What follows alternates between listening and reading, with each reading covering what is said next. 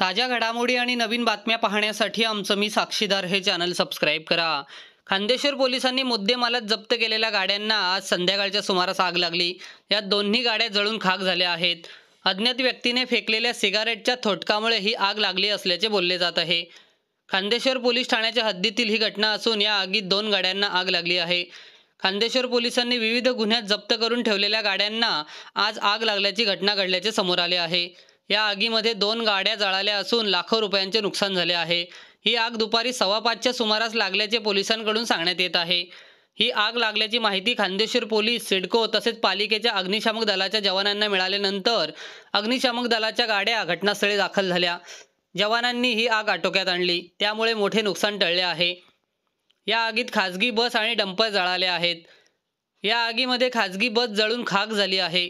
सुदैवाने या आगीत कोणतीही जीवितहानी झाली नाही, मात्र वाहनांचे मोठे नुकसान झाले आहे।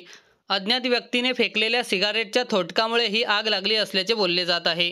या आगीमध्ये बस आणि डंपरचे मोठे नुकसान झाले आहे।